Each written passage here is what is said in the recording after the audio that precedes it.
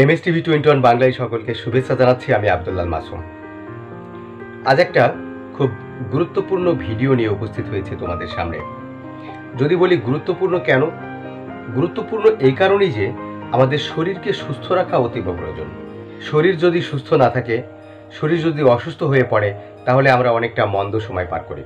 তাহলে শরীরকে সুস্থ রাখার বুদ্ধি, বিদ্যা বা জ্ঞান যদি আমরা অর্জন করতে পারি, বা শরীরকে সুস্থ রাখার জন্য যদি যে ধারাবাহিকতা বা যে কৌশলটা আমরা অবলম্বন করতে পারবো, সেটা যদি আমরা জানতে পারি, তাহলে ভিডিওটা তো অবশ্যই গুরুত্বপূর্ণ হয়ে থাকে, তাই না? তাহলে ভিডিওটি অনুরোধ করব যে তোমরা না টেনে সম্পূর্ণ দেখো। প্রত্যেকটা কথা অতীব মূল্যবান যদি তুমি সুস্থ থাকতে চাও। আমরা সুস্থ কিভাবে থাকি? আমরা সুস্থ থাকি খাওয়ার মাধ্যমে। প্রতিনিয়ত আমরা খাদ্য খাবার খাই, কিন্তু এই খাদ্য কোথা থেকে আসে সেটা আমাদের জানা প্রয়োজন। অর্থাৎ আমাদের জানা প্রয়োজন যে খাদ্যের উৎস কোথায়।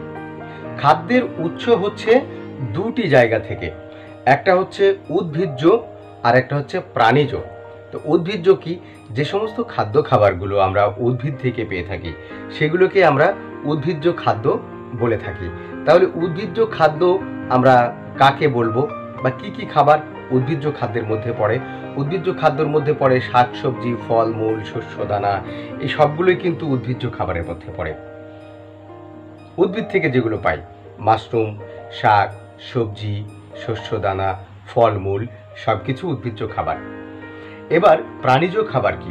প্রাণীজ উৎসের খাদ্যর যে উৎস সেটা কি? প্রাণীজ খাদ্যের উৎস হচ্ছে আমরা মাছ, মাংস, দুধ, ডিম, এগুলো যে প্রাণী থেকে পেয়ে থাকি, এগুলোকেই প্রাণীজ উৎস বলে। তাহলে খাদ্যের উৎসটা কোথা থেকে আসে? দুই জায়গা থেকে আসে। একটা হচ্ছে উদ্ভিদ থেকে, আর আরেকটা আসে প্রাণী থেকে। উদ্ভিদ থেকে যে খাদ্য খাবারগুলো আসে সেগুলো কি? শাক, সবজি, শস্যদানা, ফলমূল, মাশরুম, বা এই উদ্ভিদ থেকে যে খাদ্য খাবারগুলো আসে সেগুলো হচ্ছে উদ্ভিজ্জ খাবার। প্রাণী থেকে কি খাবারগুলো আসলো? সেগুলো হচ্ছে মাছ, মাংস, দুধ, ডিম, এগুলো প্রাণী থেকে আসলো। আচ্ছা, এ তো গেল খাদ্যের উৎস, যে খাদ্যের উৎস থেকে, দুইটা উৎস থেকে আমরা খাদ্য খাবার পেয়ে থাকি। কিন্তু পুষ্টি উপাদান, এই সমস্ত খাদ্যে পুষ্টি উপাদান আছে কিনা সেটা আমাদের জানা প্রয়োজন। আমরা খাদ্য থেকে বিভিন্ন পুষ্টি উপাদান পেয়ে থাকি। 5 ধরনের পুষ্টি উপাদান আমরা খাদ্য থেকে পেয়ে থাকি। কয় ধরনের? আমরা খাদ্য থেকে 5 ধরনের পুষ্টি উপাদান পেয়ে থাকি। তো 5 ধরনের পুষ্টি উপাদান যদি পেয়ে থাকি, তাহলে সেই পুষ্টি উপাদানগুলোর নাম কি? তাহলে সেই পুষ্টি উপাদানগুলোর নাম হচ্ছে শর্করা, আমিষ, চর্বি, ভিটামিন এবং খনিজ লবণ। লবণ যেহেতু সমুদ্রের তীরে খোলা জায়গাতেই হয়, তারপরেও এটাকে, লবণটা প্রাকৃতিক সম্পদ, তাই এটাকে খনিজ লবণ বলে। এছাড়াও সকল পুষ্টি উপাদানের পাশাপাশি আমরা যে প্রতিদিন পানি পান করি, এটা আমাদের দেহের জন্য কিন্তু অত্যন্ত গুরুত্বপূর্ণ একটা খাদ্য তালিকার অংশ, বা পানীয় খাদ্য একটি গুরুত্বপূর্ণ অংশ। আচ্ছা, এ তো গেল খাদ্য উপাদান, আমরা উৎস পেলাম, তারপরে খাদ্যের পুষ্টি উপাদান পেলাম। খাদ্যের পুষ্টি 5 প্রকার বলেছি। কি কি? 5 প্রকারের মধ্যে শর্করা, আমিষ, চর্বি, ভিটামিন এবং খনিজ লবণ, এই হচ্ছে 5 প্রকার পুষ্টি উপাদান। এবার যদি আসি যে ভিটামিন, ভিটামিনটা কিন্তু আমাদের দেহকে কর্মক্ষম রাখতে, দেহকে সচল রাখতে, দেহকে সর্বদাই সক্রিয় রাখতে অত্যন্ত গুরুত্বপূর্ণ ভূমিকা পালন করে। আমাদের যে সমস্ত রোগগুলো হয়, এটাও কিন্তু ভিটামিনের অভাবই হয়ে থাকে। তাহলে আমাদের জানা প্রয়োজন যে ভিটামিন আমরা যে গ্রহণ করি প্রতিনিয়ত প্রতিটা খাদ্য থেকে, সেই খাদ্যগুলো কি কি এবং কি কি ভিটামিন আমাদের দেহে আসে। তার আগে ভিটামিন আমাদের দেহকে যে কর্মক্ষম রাখতে সহযোগিতা করে, ভিটামিন দেহের রোগ প্রতিরোধ ক্ষমতা বৃদ্ধি করে, এবং ভিটামিন ছাড়া কিন্তু আমরা কল্পনা করতে পারি না সুস্থ থাকার। তাহলে ভিটামিন কয় প্রকার? ভিটামিন হচ্ছে 6 প্রকার। ভিটামিন কয় প্রকার? ভিটামিন হচ্ছে 6 প্রকার। 6 প্রকার ভিটামিন কি? Vitamin A, vitamin B, vitamin D, vitamin C, vitamin E, vitamin K. কয়টা হলো? Vitamin A, B, C, D, E এবং ভিটামিন কে, এই যে একটা 6টা A B C D E এবং ভিটামিন কে।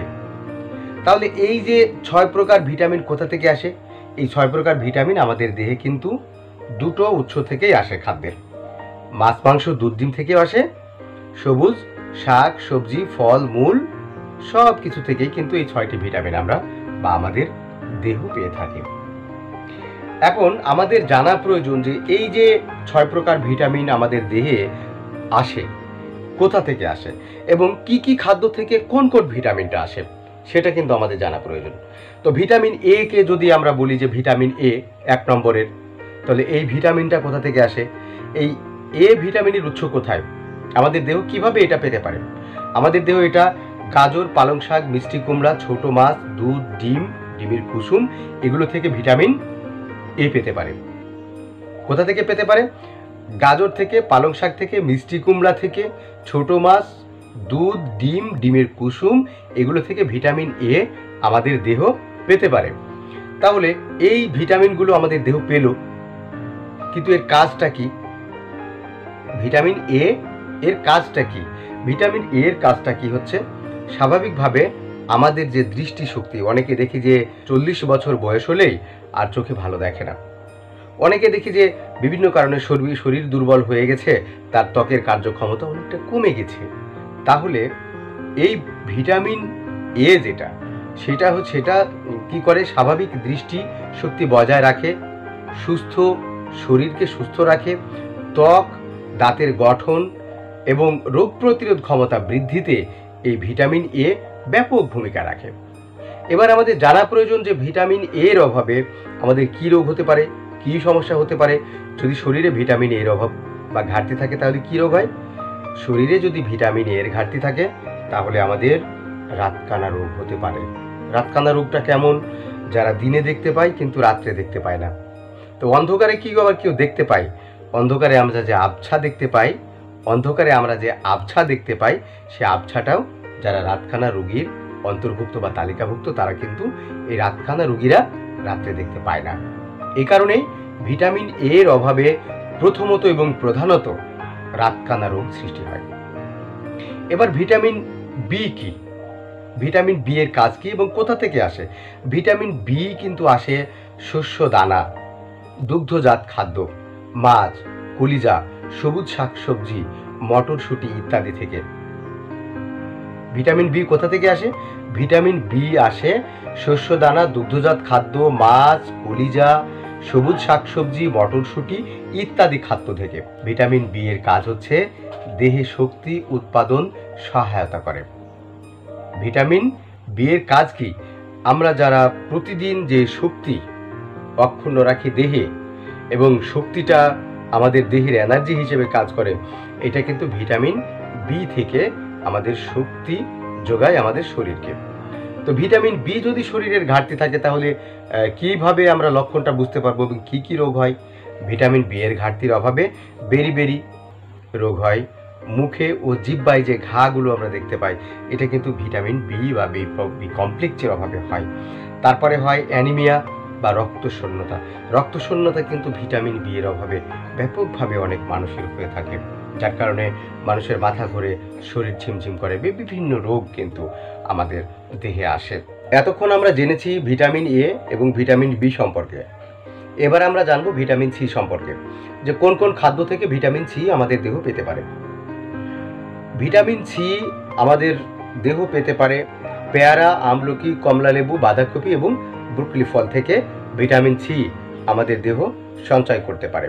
এই ভিটামিন সি কি কাজ করে আমাদের দেহের জন্য? কি করে? রোগ প্রতিরোধ ক্ষমতা বৃদ্ধি করে, দেহের বৃদ্ধি সাধন করে এবং ভিটামিন সি দেহকে কর্মক্ষম রাখতে সহযোগিতা করে। এই ভিটামিন সি এর অভাবে আমাদের যে সমস্ত লক্ষণগুলো সাধারণত দেখি আমরা সেগুলো হচ্ছে স্কারভি মাড়ির রোগ। মাড়িতে যে রোগগুলো হয় এই রোগগুলো কিন্তু ভিটামিন সি এর অভাবে অতীব বেশি পরিমাণে হয়। এবার আমরা জানবো যে ভিটামিন ডি কি কাজ করে এবং ভিটামিন ডি এর উৎস কোন কোন খাদ্য থেকে আমাদের হয়ে থাকে। ভিটামিন ডি ডিমের কুসুম মাছের তোল সূর্য রশ্মি। আমরা ভিটামিন ডি কিভাবে এই দেহ পেতে পারে? মাছের তোল ডিমের কুসুম এবং সূর্য রশ্মি। সূর্য রশ্মি কোনটা? সূর্য রশ্মি যদি নিতে হয়, যে সূর্যের যে তাপ, এই তাপে কিন্তু প্রচুর পরিমাণে ভিটামিন ডি আছে। তো যে সমস্ত মানুষেরা এসি রুমে, ফ্যানের নিচে এবং ছায়াযুক্ত জায়গায় সারাদিন বসবাস করে, তাদের অবশ্যই কিন্তু সূর্যের আলোটা শরীরকে দেওয়া প্রয়োজন বা নেওয়া প্রয়োজন। তাতে ভিটামিন ডি তাদের শরীর সূর্য থেকে সংগ্রহ করতে পারবে।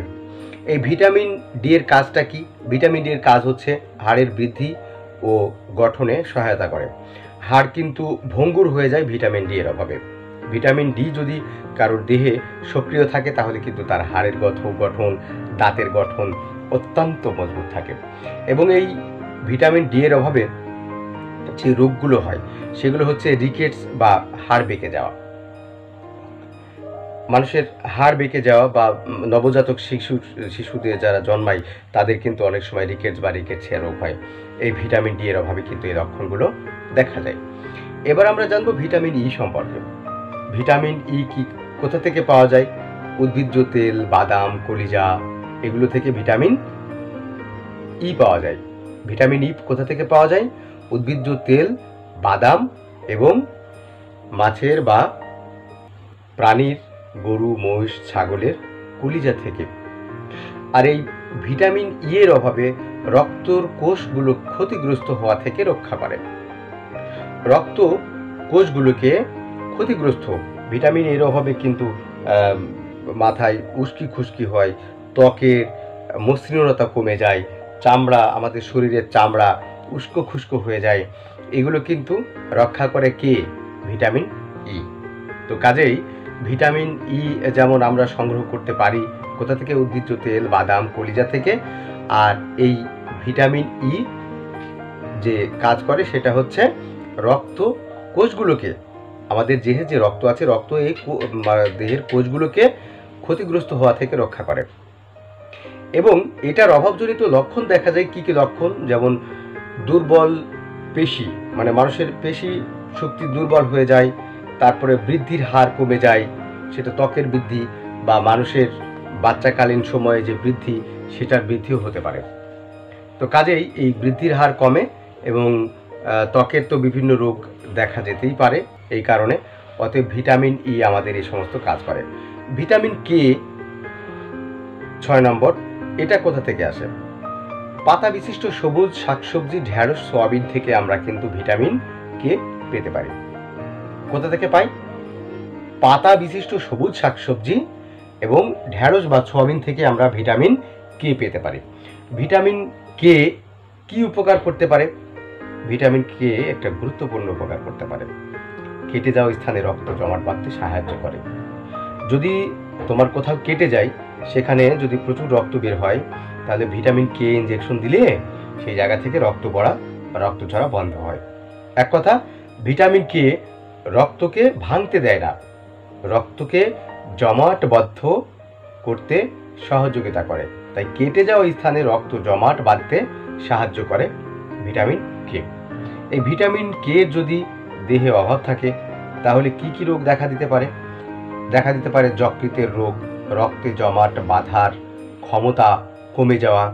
যকৃতের আমাদের কিন্তু যদি রোগ হয়, এটা ভিটামিন কে এর অভাবে হয়। এবং আমাদের দেহে যে রক্ত জমাট বাঁধার যে ক্ষমতা, এটা যদি কমে যায় তাহলে এটা কিন্তু ভিটামিন কে এর অভাবে এই রক্ত জমাট বাঁধা কমে যায়।